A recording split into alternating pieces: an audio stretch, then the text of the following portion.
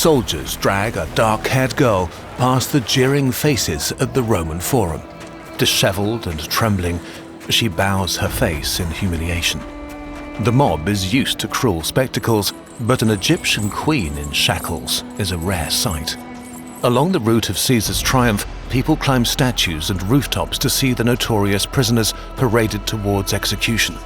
A whisper spreads through the crowds. Is this Cleopatra? But she is not in chains. She's the one who ordered the execution of her sister, Arsinoe. Cleopatra sheds no tears for her rebellious little sister, one more enemy off her list. Traitors from birth. 5 years earlier, 18-year-old Cleopatra ascends the throne alongside her 10-year-old brother Ptolemy. The Ptolemaic dynasty has ruled Alexandria for 300 years, and like the ancient pharaohs, they marry within their own family to keep power in the bloodline. Beyond their palace, the Nile feeds fertile lands that have produced grain surpluses for centuries. Their main buyer is Rome, but powerful generals like Julius Caesar begin to see Egypt as a province in waiting rather than as a partner. The Ptolemies before Cleopatra stayed in charge by appeasing Rome, supplying ships and borrowing heavily from Roman creditors up to half of Egypt's annual revenue to fund the bribes that keep them in control. On top of that, weak Nile floods have battered an already tribute-drained economy, pushing tensions among the people to a breaking point. And the royal couple needs to handle their siblings as well. A teenage sister Arsinoe and an 8-year-old brother, both looming threats in the game of succession. Co-ruler Ptolemy craves the spotlight, propped up by older men who try to pull Cleopatra's strings as well. She refuses to shrink. For almost 2 years, she holds ceremonies on her own, signs decrees without her brother's name, and orders coins with her face alone. In council chambers, Ptolemy's advisors whisper that the girl has forgotten her place and foster a resentment in the boy king. When Rome demands grain and ships again, Cleopatra complies. She knows Egypt cannot afford to defy its creditors. But for Alexandrians wary of Rome's influence, it's one concession too many. Ptolemy's advisors turn the outrage against the queen and seize the chance to get rid of her. In the summer of 49 BCE, guards force her out of the city she rules and erase her name from the official records.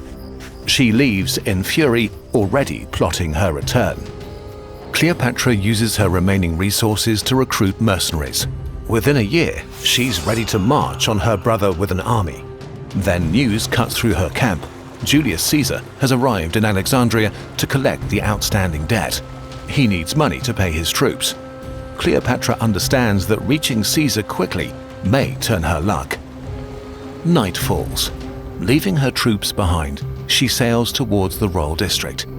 If Ptolemy's guards catch her, she's finished, and if Caesar refuses her, she's irrelevant. So she smuggles herself into his room in a linen sack. Before sunrise, she has his ear. Caesar announces that Cleopatra and her brother will rule jointly.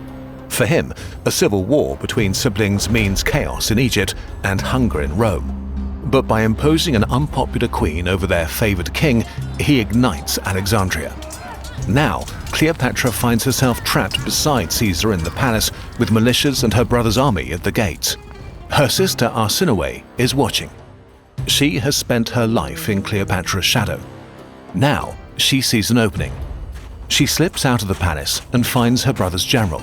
She steps forward as a new alternative, a queen untouched by Rome. Soldiers roar her name, and with the army at her back, she drives the siege for 4 months. Cleopatra feels the walls closing in. If Caesar falls, she falls with him. At last, Roman reinforcements break through from the east and the city surrenders. Ptolemy tries to flee across the Nile but drowns, while Arsinoe is captured. Cleopatra rules again beside her youngest brother, another Ptolemy, a boy of 13. Without advisors at his side, he's no threat to Cleopatra for now. When Caesar departs for Syria, he takes Arsinoe as a prisoner, leaving Cleopatra with 3 Roman legions to keep the peace and a newborn son. Little Caesarion becomes her strongest card to legitimize her alliance with Rome. And with her rival siblings silenced, Dead or in chains, she finally stands as the undisputed queen.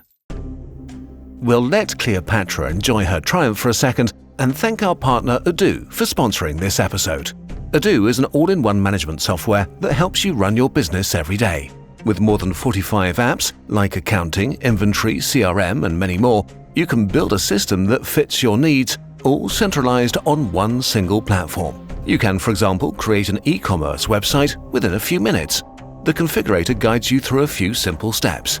Based on your input, an AI generates a first structure for your website that you can customize via drag and drop. Enter the name and price of your product and add pictures and a description to the flexible layout. Now all that's left to launch your e-commerce is putting in your personal details in the settings and defining shipping and payment methods. You're ready to sell.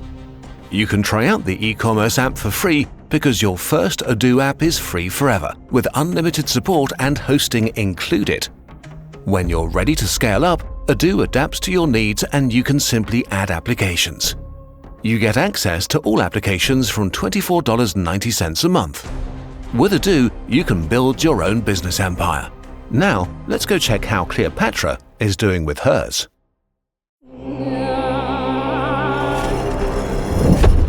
The Frenemy. But her alliance with Caesar isn't the shortcut to power in Rome she hoped for. When she visits him with their son, the welcome is cold. Caesar's enemies say that she's pulling him towards monarchy and away from Roman values.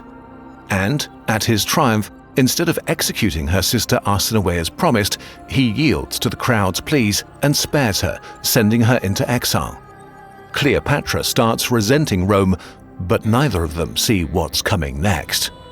On March the 15th, 44 BCE, Caesar is assassinated. Now, everything rests on their son. If he is named heir, her alliance with Rome survives. If not, she's alone in hostile territory. When the will is read, Caesarion's name is nowhere to be found. Yet another betrayal. With clenched teeth, she sails back to Alexandria and secures her rule first. She executes her remaining teenage brother, replacing him with the 3-year-old Caesarion. But the threat from Rome doesn't go away. By 42 BCE, the Republic fractures between two men who are co-rulers on paper and rivals in everything else. Caesar's great-nephew, Octavian, takes the west, and Caesar's favorite general, Mark Antony, takes the east. Antony now controls Egypt's fate, which makes him Cleopatra's enemy, and possibly her solution. Mark Antony is a full-blown Roman hunk, broad, bearded, and claims Hercules as his ancestor. Recently married, he still has a reputation as a womanizer.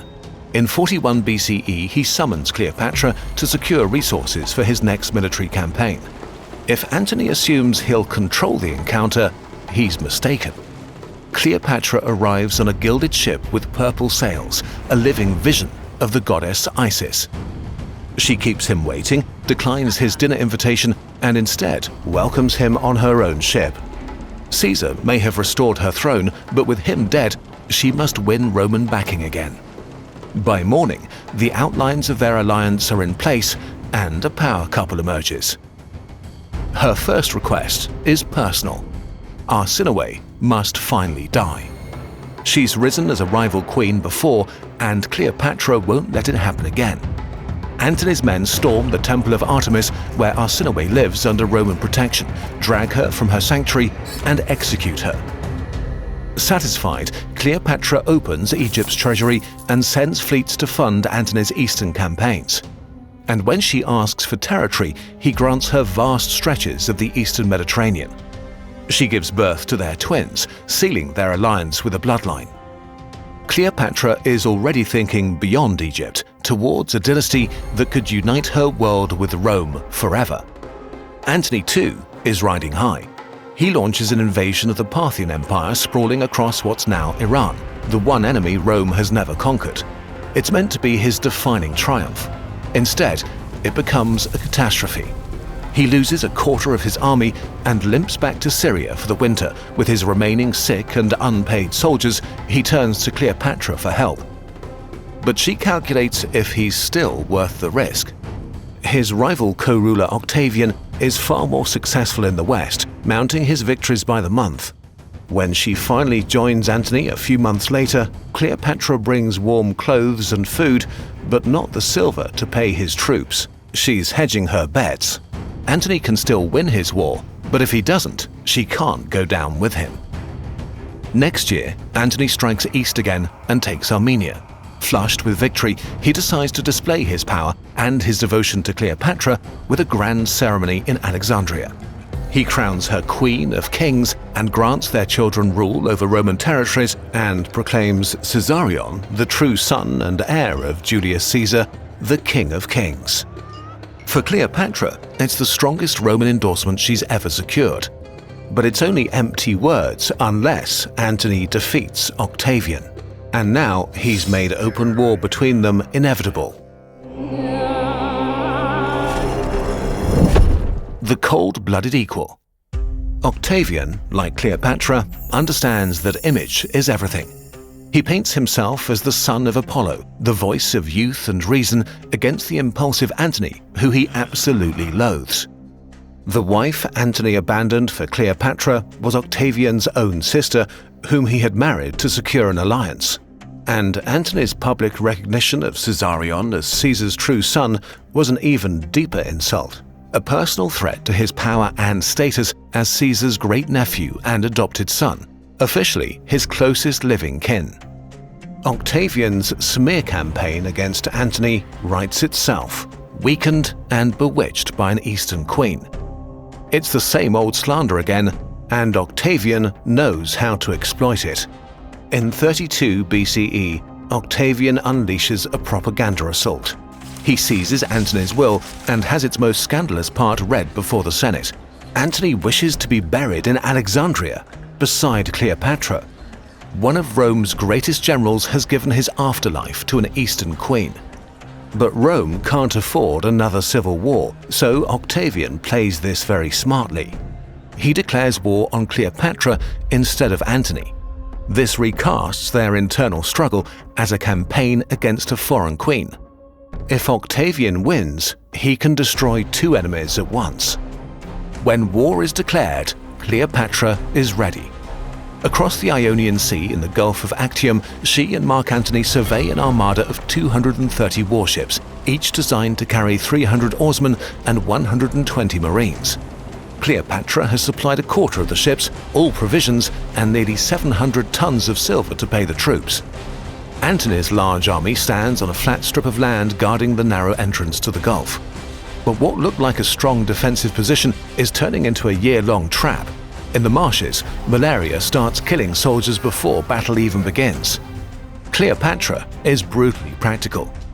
Don't fight a battle you can't win. Load the treasury, break the blockade, retreat to Egypt, and regroup. The war isn't over while resources remain. On September the 2nd, the fleets finally clash. Behind Antony's formation, Cleopatra commands a separate squadron of 60 ships loaded with the royal treasury and ready to run. As the afternoon wind rises and the battle turns against them, she's ready to carry out the plan they had agreed on. Cleopatra's ships surge forwards and break through Antony's line towards the open sea. Antony's flagship follows close behind. The remaining fleet attempts to break out as well, but Octavian captures and sinks most of them.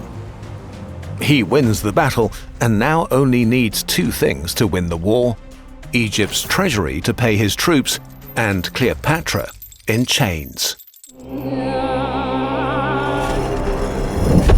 The final face-off.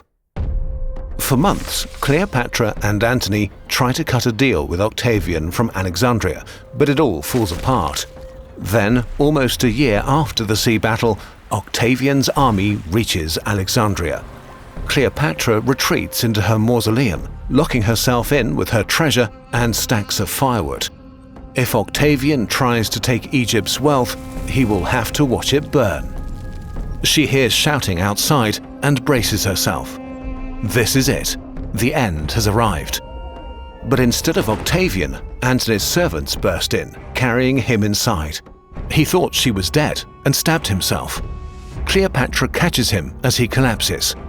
Her last powerful ally and the father of her children dies in her arms. She barely has time for tears before Octavian's soldiers seize her and take her to the palace to face her nemesis. Octavian lets her think she'll be spared, but Cleopatra sees through it. She knows she won't survive. 16 years ago, her sister was dragged through Rome. This time, the shackles will bite into her own skin, the jeers ringing in her ears.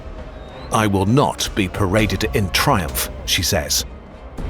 Refusing to become a pawn, she chooses her own death.